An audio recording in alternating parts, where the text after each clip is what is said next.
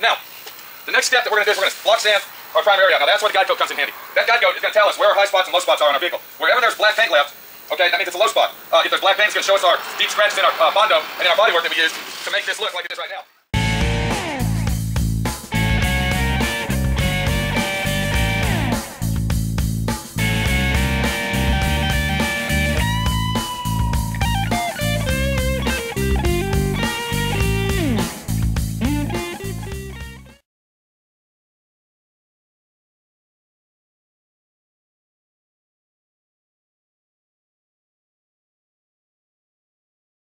We're going to wet sand this, first of all, okay? This is going to be wet sanded down. And normally what I do is I go ahead and I sand it down, okay? I sand it down with a nice rubber block. You can see it in there, right there, okay? And it's hard on one side, soft on the other. And I take my 400 and I fold it 3 times. What that does, that gives me 3 sides to, okay, do you see what I'm doing there? More than likely what you're going to do, okay, you're going to go ahead and sand it by hand. Okay, and that's how you would do that. And I am still going to use this in little small areas like such as our door up here. Okay, I'll probably use it there. I also went ahead and I left my tape on the door jamb so I don't hit the door. See, I'm still working on this area, so I want to leave that tape on there. But what I'm going to sand it with, and this is called a jitterbug sander. Okay, now this is actually a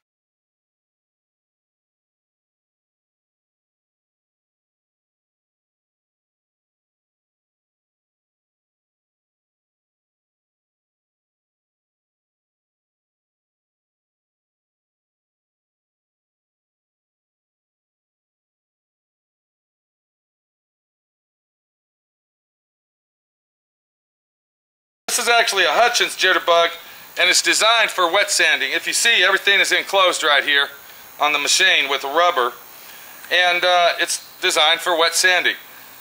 There's actually a little water hose that hooks up on it right here, and then you hook it to your water faucet, but we're not going to do that. We're going to go ahead and use the sponge.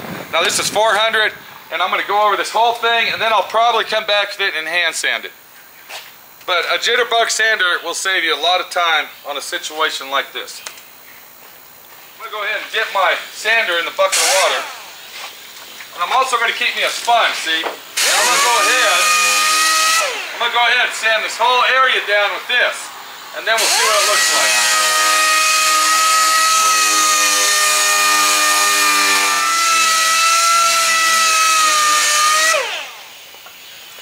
And it looks like it's sanding very, very well. I do have some deep scratches. Now, this is what makes a guide coat very important. If you look right in here, you can see all the deep scratches, okay? You see how the primer's missing right here, I mean the paint, but right in here there's still a dark spot, okay? That might be a low spot, we don't know, it's probably not, okay? But do you see all the deep scratches that we have to get out? That is what the guide coat is for. That's what it's used for. It's very important to make sure you use a guide coat on everything that you prime.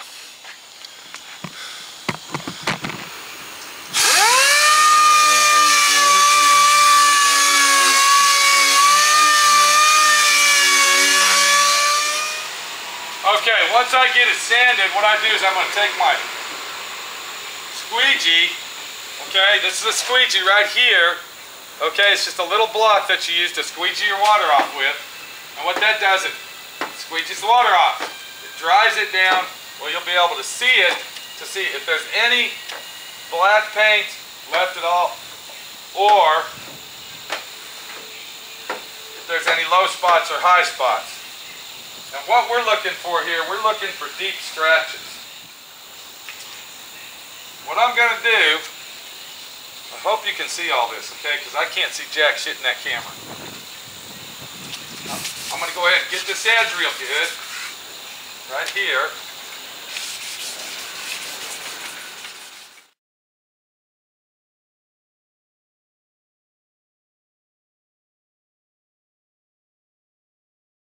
Okay, I see there's a couple little spots right here, so I'm going to go ahead and hand sand those out. They were just little black spots, okay? And if you don't do your body work properly, what will happen, if you don't use your polyester filler on it, okay, on your final coat, what's going to happen? You're going to have pinholes, see? That's another good thing that the Bondo polyester filler is good for. And if you don't know what I'm talking about, you just came into this, go back to the other videos of doing the bodywork, and it'll tell you what I'm talking about. We got half of our truck bed done, okay? Now what I'm going to do before I go any further, because I'm going to be honest with you, I'm going to really be honest with you now. The reason we're actually taking a break from our jitterbug sander is because of my compressor. Okay, my good old faithful old Betsy burned up on me about a year ago, and I haven't had the money to replace it. So I'm using my backup compressor, and it's actually a pile of shit. So it really fucking sucks, but that's the way it goes, you know. So what I got in my hand here, okay? Hey, don't fucking feel sorry for me, all right? Don't fucking do it. I don't need nobody to feel sorry for me, all right? But back to the story. What we got here is we got a red Scotchbrite. Now I'm going to use two Scotchbrites on this car. I'm going to use the red one, which is a coarse, and then I'm going to use a gray one, which is an ultra fine. And I'm going to show you that when I get to it.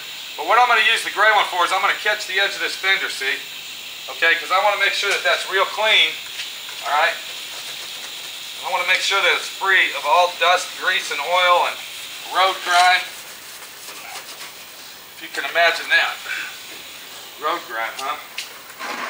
And then I'm also going to get where I'm going to tape it off, see? I'm going to take the Scotchbrite and I'm going to clean the inside of my fender. I'm going to clean the plastic splash guards off because I'm going to stick my tape to that, see? So, what I'm doing is I'm getting underneath the bed here on the back side where tar, grease, and slime, and road grit. Okay, I'm going to use my Scotchbrite on that to make sure that it gets everything off.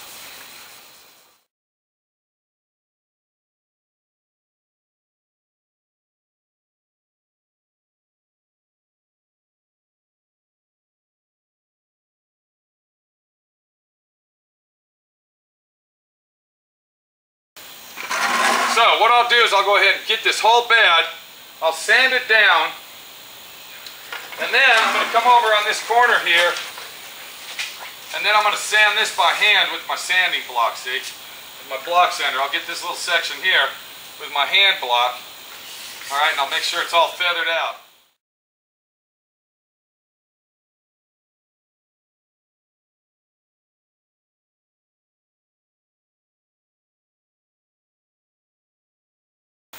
Now what we're going to do, you're going to see the door behind me here and the roof rail that goes all the way around, okay? Part of the roof there, section. And what we got to do, we got to blend the paint into the door, okay? We're going to blend the paint into the door, and then we're going to clear coat the door and that top rail that goes across the doors there. So what I'm going to do to ensure that the paint sticks on it, I'm not going to sand it down at 400 or 1500. What I'm going to do is I'm going to use a product, and it's called Scuffing. Okay, it's made by 3M. It's a 3M product. Okay, and what it is, it's basically soap. It's a type of soap that's got sand grit in it. And what that does, that actually preps your panels up for paint where you don't have to sand them down. And to apply that, I'm going to go ahead and use an ultra fine 3M gray Scotchbrite. Okay, and that's real important too. All right. This is going to make it very fast for us to sand. It's also going to ensure that we get all the wax and grease and slime, and if they used, what the fuck is that called? Armor All. If they used Armor All, because Armor All is pretty popular with some people, thank you very fucking much, not me. Okay, that's the worst enemy for your vehicle is Armor All. Don't use it, okay? It'll ensure that it gets all that off using this product right there, okay? So what I do is I go ahead and open up my Scuffing soap, and I'm going to go ahead and just squirt it out on my, there you go, okay, a nice vigorous squirt.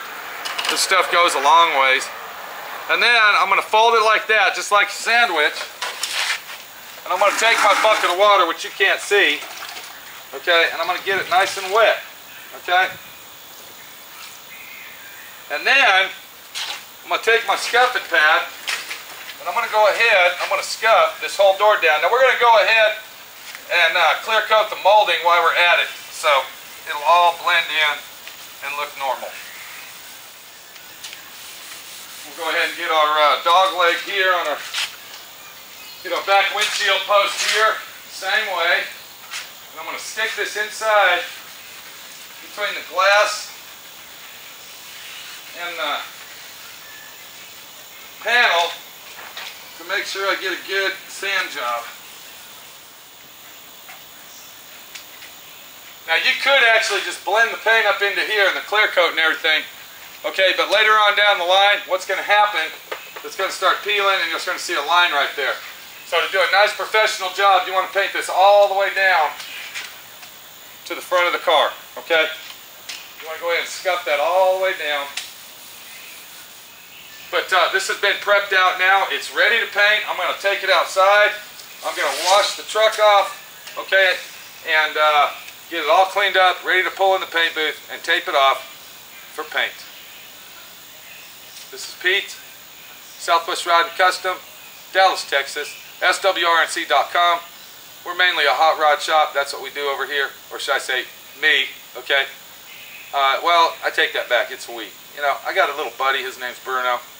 And in the summertime, he really can't come outside a lot due to the fact that the heat will kill him. He's only 8 pounds. Okay. But anyway, there you go. All right, this is ready to paint. You can see where the water's drying. Let me see if I can find my freaking squeegee. Here it is. If you look at the squeegee where okay, you can see it's all been scuffed down nice and clean, and it's nice and dull. So there you go. Let me get it washed off. I'm fucking rambling on. I'm bullshitting and I'm talking, and you know. But that's cool, you know. At least I like to talk. At least I don't hide in the closet, or I don't stay in the fucking house all day and watch soap operas, or you know, stay in my bedroom and smoke up a little doobie, you know. Ooh, wow, oh man, I think I'll do it tomorrow. We'll see you later, all right?